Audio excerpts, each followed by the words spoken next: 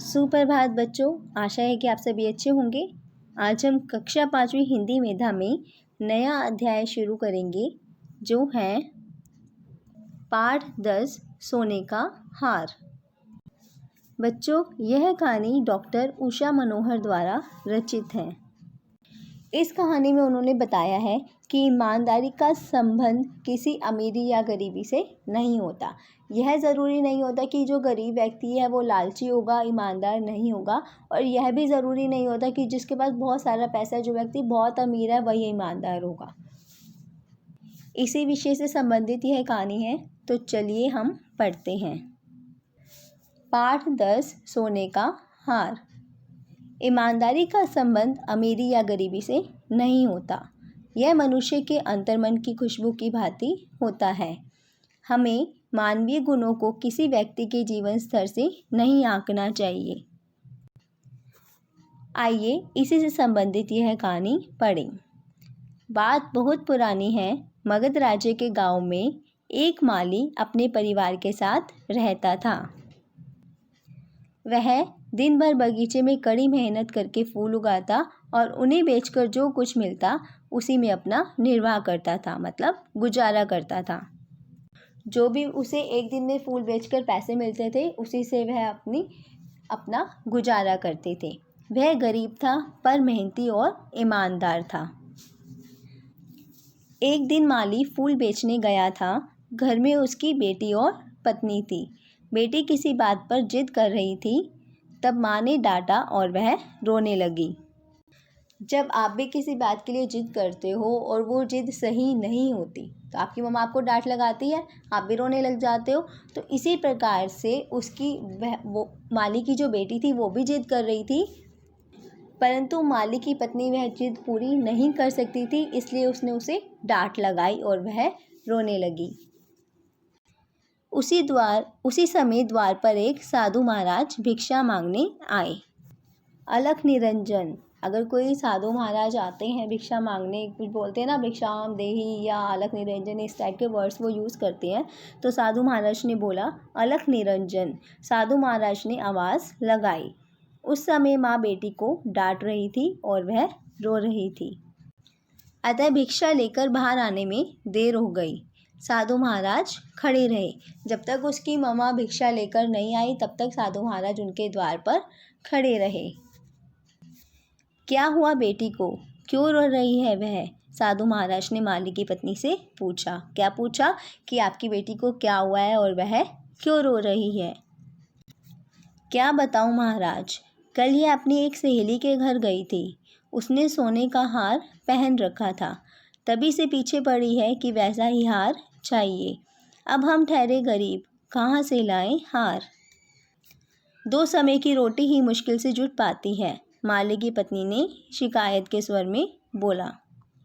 माली की पत्नी ने साधु महाराज से कहा कि कल उनकी बेटी एक सहेली के घर गई थी और उसने सोने का हार पहन रखा था और उसकी बेटी को वही सेम हार चाहिए था, लेकिन उनके पास इतने पैसे नहीं थे कि वह उसे वह हार लेके दे सके।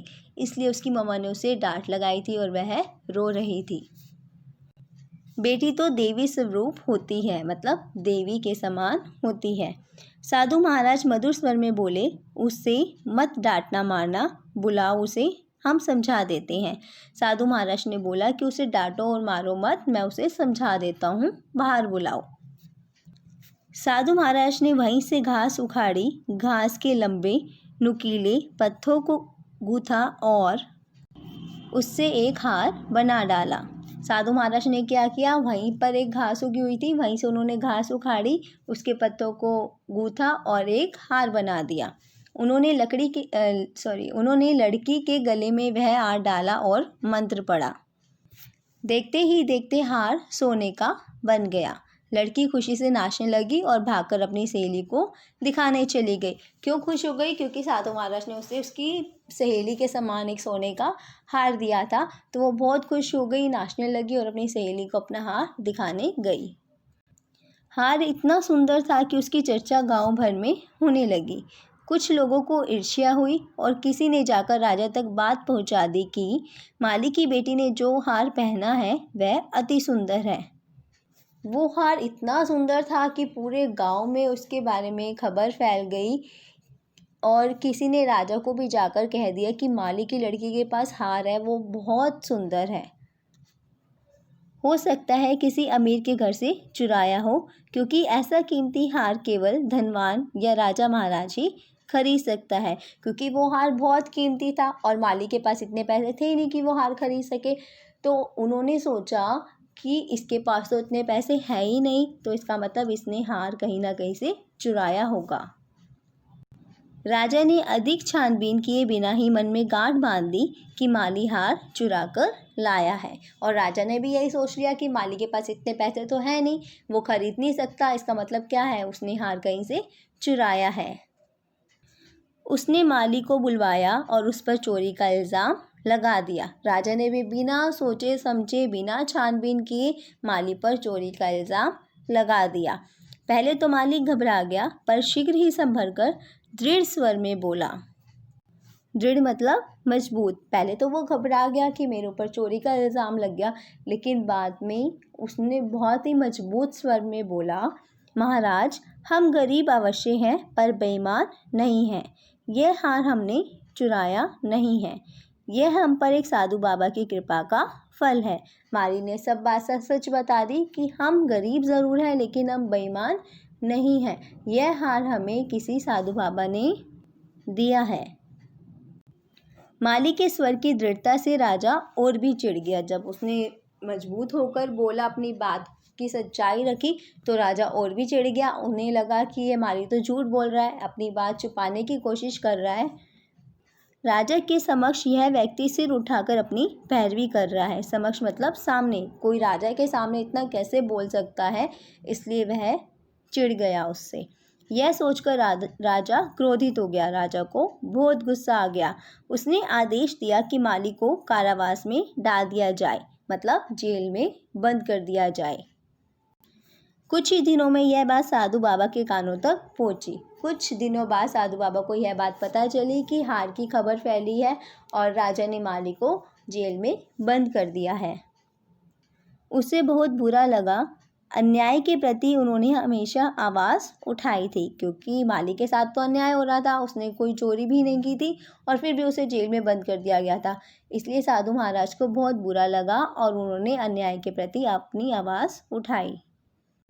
वह सीधे राज दरबार जा पहुँचे और मधुर किंतु दृढ़ स्वर में राजा से बोले, महाराज, वह माली जिसे आपने कैद किया है निरपराध है। निरपराध मतलब उसने कोई अपराध नहीं किया है। जब साधु बाबा को पता चला कि माली को जेल में बंद कर दिया गया है, तो साधु बाबा महाराज के पास पहुँचे और उन्होंने उन्हें कहा कि जिस माली को आपने कैद किया है उसने कोई भी अपराध नहीं किया है, उसने कोई भी चोरी नहीं की है। साधु बाबा, यह आप कैसे साबित कर सकते हैं कि माली निर्दोष है? राजा ने कहा साधु बाबा को कि आप कैसे साबित कर सकते हैं कि माली निर्दोष है, मतलब उसने कोई भी अपराध नहीं किया है।